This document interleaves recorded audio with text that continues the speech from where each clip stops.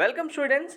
TS and AP EAMCET 2023 students అందరూ internal sliding option ద్వారా మీకు నచ్చిన బ్రాంచ్లో సీట్ అయితే తెచ్చుకోవచ్చు.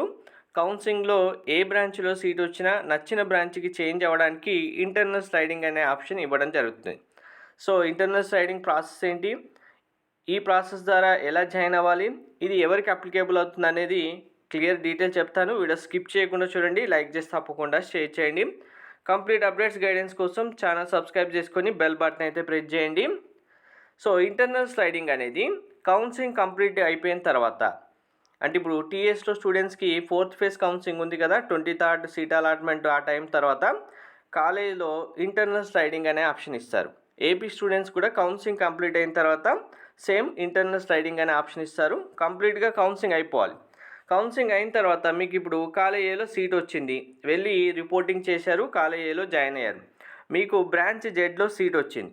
బ్రాంచ్ ఏదైనా కానీ, అంటే ఈసీఈ, మెకానికల్, సిఈసి, ఈ ఐటీ బ్రాంచ్ కానీ, సిఎస్సి స్పెషలైజేషన్లో ఆర్టిఫిషియల్ ఇంటెలిజెన్స్, డేటా సైన్స్, ఇలా ఏ బ్రాంచ్లో అయినా సీట్ వచ్చింది. సో ఇప్పుడు కౌన్సిలింగ్ అయిపోయిన తర్వాత ఇదే కాలేజ్ ఏలో ఇంకా సిఎస్సి కోర్ బ్రాంచ్ కానీ, సిఎస్సి స్పెషలైజేషన్స్ కానీ, లేదు మీరు ఈసీ త్రిబుల్ ఈ జాయిన్ అవ్వాలనుకుంటే స్టూడెంట్స్ అయితే ఈ బ్రాంచ్లో కానీ సీట్స్ ఉన్నాయనుకోండి, డైరెక్ట్గా కాలేజ్ వాళ్ళు ఇంటర్నల్ స్లైడింగ్ ఆప్షన్ ఇస్తున్నాం, ఇన్ని సీట్స్ వేకెంట్ ఉన్నాయి ఈ బ్రాంచ్లో అని చెప్తూ డిస్ప్లే ఇస్తారు మీకు. సో ఎవరెవరైతే స్టూడెంట్స్ ఇంట్రెస్ట్ ఉన్నారో బ్రాంచ్ చేంజ్ అవ్వడానికి, ఇంకా ఏ బ్రాంచ్ నుంచి ఏ బ్రాంచ్ అయినా, సిఎస్సి స్పెషలైజేషన్ నుంచి సిఎస్సికైనా, ఈసీ త్రిబుల్ ఈ మెకానికల్ నుంచి సిఎస్సికైనా, లేదు సిఎస్సి నుంచి స్పెషలైజేషన్ బ్రాంచెస్కైనా చేంజ్ అవ్వచ్చు, ఏ దీనికైనా చేంజ్ అవ్వచ్చు. సో మీరు చేంజ్ అవ్వాలనుకుంటే డైరెక్ట్ ఇంకా అదే కాలేజీలో, మిగిలిన కాలేజ్లో కాదు. ఇంటర్నల్ స్లైడింగ్ అంటే ఏ కాలేజీలో అయితే మీకు సీట్ వచ్చిందో అదే కాలేజీలో వేకెంట్ ఉన్న బ్రాంచెస్ ఏవైతే ఉంటాయో వాటికి మీ బ్రాంచ్ అనేది చేంజ్ చేసుకోవచ్చు.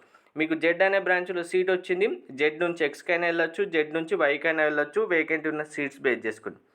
సో మరి ఇంటర్నల్ స్లైడింగ్కి నాకు EC triple E mechanical option ఇచ్చాను, సిఎస్సి స్పెషలైజేషన్ బ్రాంచెస్కి వెళ్ళాలనుకుంటున్నాను, పాసిబుల్ అవుతుందంటే మ్యాక్సిమం ఛాన్సెస్ సిఎస్సి స్పెషలైజేషన్ బ్రాంచెస్లో సీట్స్ అయితే ఉండవు. ఇది ఎందుకు అంటే హై డిమాండ్ కాబట్టి ఈ బ్రాంచెస్లో అయితే మ్యాక్సిమం సీట్ అయితే ఎక్స్పెక్ట్ చేయకండి ఇంటర్నల్ స్లైడింగ్ ద్వారా. అలాగే very very important, internal sliding ద్వారా మీరు ఎవరైనా సరే బ్రాంచ్ చేంజ్ చేసుకున్నారనుకోండి, మీకు ఆటోమేటిక్గా ఫీ రియంబర్స్మెంట్ ఎలిజిబిలిటీ కోల్పోతారు. ఇంటర్నల్ స్లైడింగ్లో ఏ స్టూడెంట్ అయినా బ్రాంచ్ చేంజ్ చేసుకుంటే మీకు ఫీ రియంబర్స్మెంట్ ఆల్రెడీ అప్లికేబుల్ అయినప్పటికీ కౌన్సిలింగ్లో ఇంటర్నల్ స్లైడింగ్ ద్వారా చేంజ్ అయిన స్టూడెంట్స్కి ఆటోమేటిక్గా ఫీ రియంబర్స్మెంట్ కోల్పోతారు. ఫీ రియంబర్స్మెంట్ రాదు, టోటల్గా ఫీ మీరే పే చేయాలి. సో ఈ కండిషన్ బేస్ చేసుకొని నాకు ఇంట్రెస్ట్ ఉంది, ఫీ రియంబర్స్మెంట్ రాకపోయినా పర్లేదు, వేకెంట్ సీట్స్ ఉన్నాయి నాకు నచ్చిన బ్రాంచ్లో అంటే చేంజ్ అవ్వాలనుకుంటే చేంజ్ అవ్వచ్చు. Thank you.